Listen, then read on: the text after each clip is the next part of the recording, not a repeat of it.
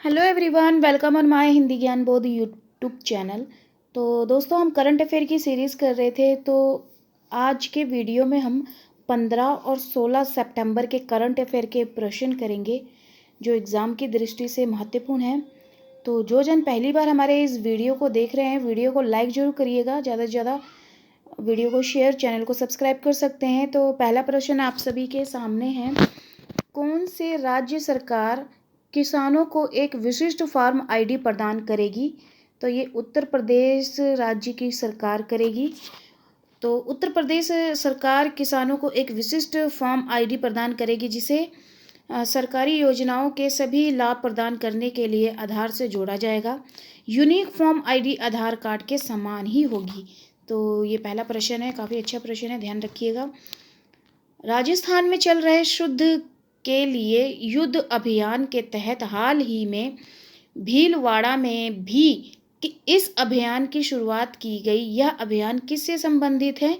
तो खानों में मिलावट से संबंधित है। राजस्थान गहलोत सरकार ने सेहत से खिलवाड़ करने वालों पर सख्ती व कार्रवाई करेगी यदि कोई शुद्ध के लिए युद्ध अभियान के तहत दूध से बने पदार्थ, मिठाइयाँ, मसाले, घी, तेल, अन्य खाद्य पदार्थ में मिलावट करने की जो हिम्मत करेगा, उसके खिलाफ सख्त ये अभियान चलाया जाएगा। तो थोड़ी टाइपिंग मिस्टेक हो गई है, तो ध्यान रखिएगा। अगला प्रश्न बनता है, विश्व ओजोन दिवस प्रत्येक वर्ष कब मनाया जाता है?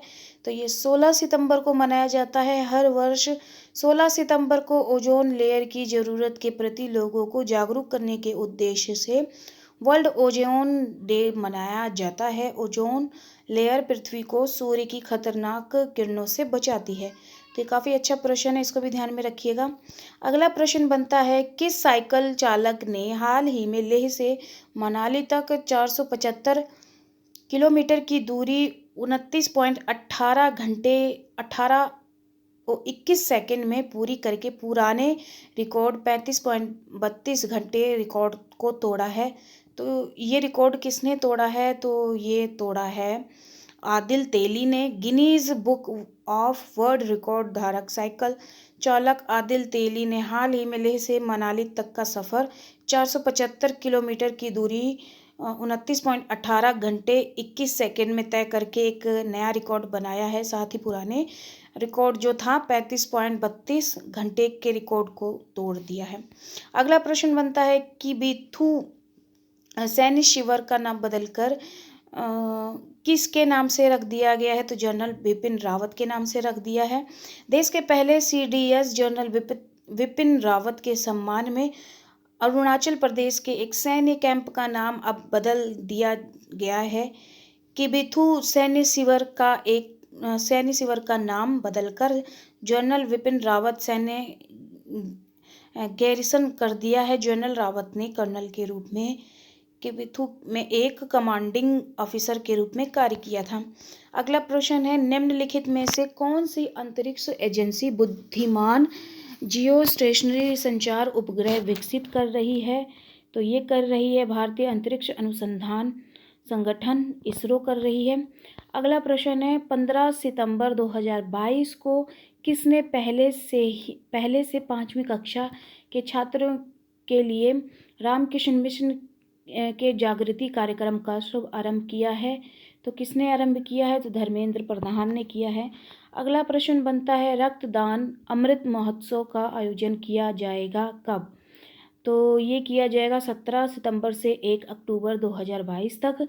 प्रधानमंत्री नरेंद्र मोदी के जन्मदिन के दिन शुरुआत होगा ये अभियान। इसका लक्ष्य है कि एक दिन में 1 लाख यूनिट ब्लड इकट्ठा करना। आरोग्य सेतु ऐप पे इसके लिए रजिस्ट्रेशन होगा। अगला प्रश्न है, हाल ही में कौन सा बैंक इलेक्ट्रॉनिक बैंक गारंटी जारी करने का देश बन गया है पहला? तो ये है HDFC बैंक। भारत का पहला सबसे बड़ा प्राइवेट बैंक HDFC बैंक बना है। पहला नहीं है, सबसे बड़ा प्राइवेट बैंक है। अगला प्रश्न बनता है, हड़प्पा यहाँ पे टाइपिंग मिस्टेक हो गई है। हड़प्पा संस्कृति का दुनिया का सबसे बड़ा संग्रहालय कहाँ बनाया जा रहा है? तो रखीगढ़ी, हरियाणा में।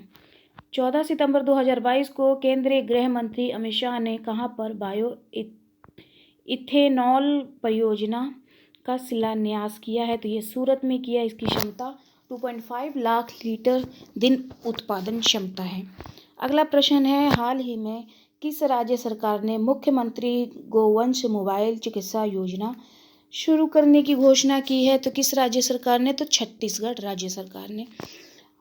अमृत सरोवर झीलों के निर्माण में देश के राज्यों में शीर्ष स्थान किस राज्य ने हासिल किया है? तो ये उत्तर प्रदेश राज्य ने किया है।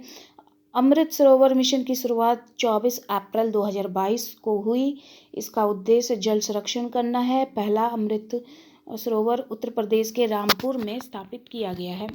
अगला प्रश्न है, हाल ही में किसने भारतीय अंतरिक्ष अनुसंधान संगठन के सहयोग से देश में पहली high throughput satellite broadband internet service शुरू करने की घोषणा की है?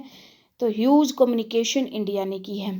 अगला प्रश्न बनता है, भारत ने किस देश के साथ मिलकर समुद्री अभ्यास 2022 का छठा संस्करण का आयोजन किया है? तो किस देश के साथ मिलकर भारत ने?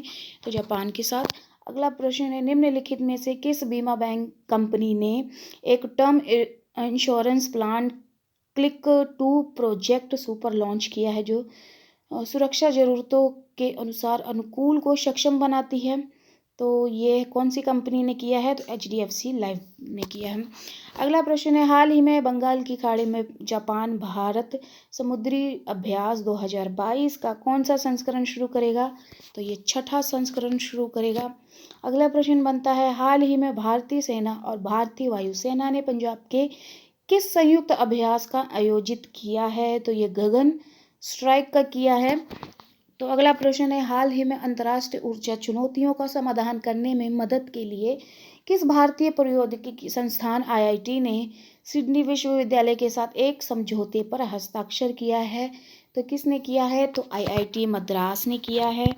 अगला प्रश्न बनता है, अखिल भारतीय आयुर्वेद संस्थान ने आयुर्वेद दिवस 2022 कार्यक्रम शुरू किया है। 2022 में किस दिन को आयुर्वेद दिवस के रूप में मनाया जाएगा? तो ये 23 अक्टूबर को मनाया जाएगा। अगला प्रश्न बनता है, निम्न में से कौन सा राज्य औद्योगिक निवेश आकर्षित करने में शीर्ष स्थान पर रहा है? तो ये आंध्र प्रदेश रहा है। अगला प्रश्न बनता है, निम्न में से किस खिलाड़ी ने ट्विटर पर 50 मिलियन फॉलोअर्स प्राप्त करने वाले पहले क्रिकेटर बन गए हैं? तो ये हैं विराट कोहली। अगले प्रश्न बनता है, सितंबर 2022 में विश्व चैंपियनशिप में 2 पदक जीतने वाले पहले भारतीय महिला पहलवान बन गई हैं? तो ये विनेश फोगाट बनी हैं। तो अगला प्रश्न है, हाल ही में जापान के अगले भारतीय राजदूत के रूप में किसे नियुक्त किया गया है? तो CB जॉर्ज को नियुक्त किया है। अगला प्रश्न है, राष्ट्रीय इंजीनियर दिवस कब मनाया जाता है? तो ये 15 सितंबर को। अगला प्रश्न, अगस्त 2022 में भारत की खुदरा मुद्रास्फीति बढ़कर कितने प्रतिशत हो गई है? तो ये 7% हो गई है। निम्न में से किस राज्य द्वारा हिंसक कुत्तों को मारने के लिए सुप्रीम कोर्ट से अनुमति की मांग की है? तो केरल राज्य ने की है। निम्न में से किस राज्य में दुनिया का सबसे बड़ा हड़प्पा संस्कृति संग्रहालय स्थापित किया जाएगा?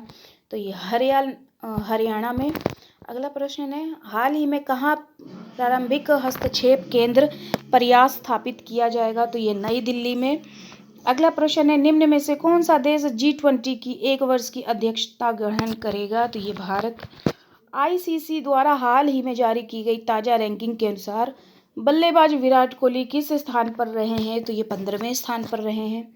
हाल ही में कौन सा bank 5 lakh crore market cap पार करने वाला बना देश का तीसरा बैंक बना है? तो ये है SBI बैंक। अगला प्रश्न है, सितंबर 2022 में ग्राम पंचायत पर सम्मेलन पर आयोजन किस शहर में किया गया है? तो ये लखनऊ में किया है। अगला प्रश्न है, सितंबर 2022 में निम्न में से किसके द्वारा स्वच्छता पोर्टल लॉन्च किया जाएगा? तो ये कुछ ज़्यादा ही जूम हो गया, जितेंद्र सिंह जी द्वारा ये स्वच्छता पोर्टल लॉन्च किया जाएगा। अगला प्रश्न है, निम्न में से किसे भारत का सर्वश्रेष्ठ चिड़ियाघर घोषित किया गया है? तो दार्जिलिंग को घोषित किया है। अगला प्रश्न है, सितंबर 2022 में किस राज्य सरकार द्वारा खेल नीति 2022 का शुभ आरंभ किया गया है? तो ये किस राज्य सरकार द्वारा? तो झारखंड राज्य सरकार द्वारा किया गया है। अगला प्रश्न है, 2023 में G20 की अध्यक्षता के दौरान भारत किस देश की अतिथि देश के रूप में आमंत्रित करेगा? तो ये बांग्लादेश को करेगा। अगला और आखिरी प्रश्न है, किस प्रौद्योगिकी संस्थान ने IBM के साथ मिलकर भारत में क्वांटम कंप्यूटिंग को बढ़ावा देने के लिए सहयोग किया है? तो ये IIT मद्रास ने किया है। तो ये टोटल 38 प्रश्न हैं 15 और 16 सितंबर के। उम्मीद करती हूँ आप सभी को पसंद आया होगा। वीडियो को लेकर अपनी फीडबैक मुझे कमेंट सेक्शन में ज़रूर दीजिएगा। वीडियो को लाइक कर दीजिएगा। तो चलिए फिर मिलते हैं एक नए वीडियो में एक नए टॉपिक के साथ। धन्यवाद।